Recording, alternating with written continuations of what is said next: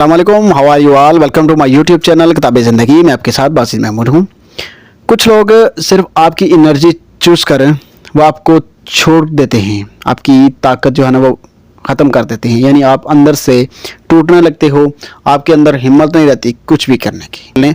याद रखिएगा कि कभी आपने महसूस किया हो कि आपने किसी के लिए सब कुछ किया, उसको सब कुछ दिया, अपनी मोहब्बत, अपना वक्त, अपना दिल, और बस वो चला गया। ये रोमांटिक ड्रामा नहीं है, ये साइकोलॉजिकल ट्रिक है। वह आपकी एनर्जी चूस रहा था, आपके अंदरूनी जज्बात का टैक्स ले रहा था।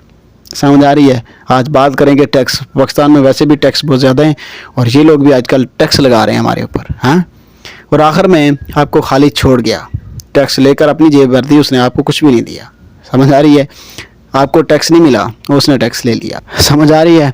आपको लगता है कि ये मोहब्बत ही नहीं, ये इमोशनल ट्रैप था। आपको समझाता हूँ, याद रखिएगा। एनर्जी वैम्पायर, ठीक है। कुछ लोग आपके दिल और दिमाग दोनों को कंज्यूम करते हैं। वो तुम्हारे दुख, आपकी खुशी, आपके एहसासात सबको ऑब्जर्व करते हैं, ठीक है। और आप सोचते हो कि मोहब्बत हो रही है, मगर हकीकत में तुम्हें एडिक्ट बनाया जा रहा होता है कि आपको आदत लग जाए। आप उसकी आदत यानी कि इतनी लग जाए कि आप बस पीछे ही रहें।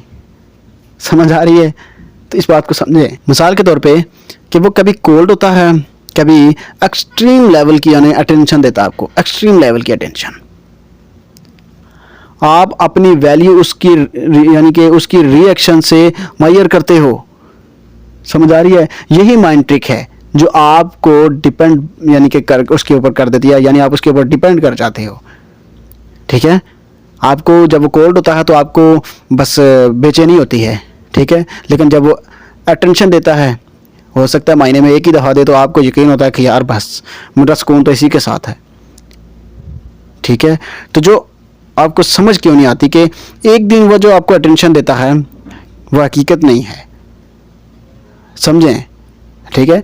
अपने लिमिट्स वाजे करो, किसी को इजाज़त न दो कि वो तुम्हारे इमोशंस पर कब्जा करे। याद रखो, तुम्हारी एनर्जी तुम्हारी ताकत है, किसी और की नहीं है। अपने साथ जुल्म मत करो। सेकंड चीज़ याद रखिएगा, साइंस ऑफ इमोशन कंजप्शन, ठीक है।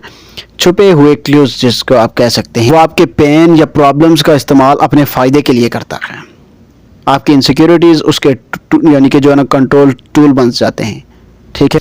आप डिपेंडेंट हो, ठीक है ना, यानी कि वो ये चाहता है कि आप उसके ऊपर डिपेंड करते रहो, उसी के ऊपर जो है ना वो डिपेंड करते रहो, उसके ऊपर डिपेंड करते रहो, और वो ऑब्जर्वर वो और जो है ना वो मैनिपुलेटर हो जाए, ठीक है।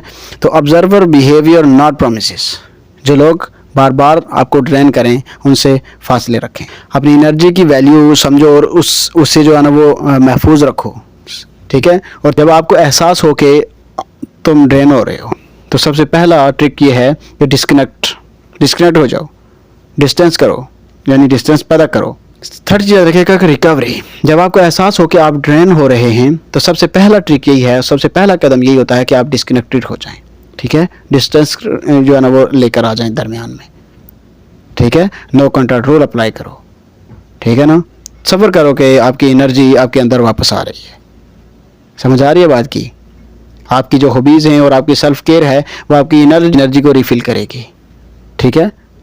आप रोज़ाना ये कहें, अपने आप से कहें कि मेरी एनर्जी मेरी है, मैं उसे सिर्फ उन लोगों के लिए इस्तेमाल करूँगा जो मेरी कदर जानेंगे, जो मेरी कदर करते हैं। मैं किसी ऐसे शख्स के लिए अपने आप को ज़ाया कभी नहीं करूँगा कि जो मुझे नहीं चाहता, जो मेरी कदर नहीं करता, ठीक है।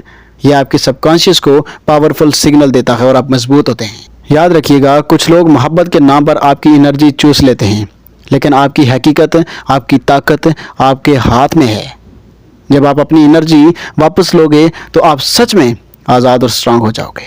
तो अपना बहुत सारा ख्याल रखिएगा। अल्लाह हाफिज़।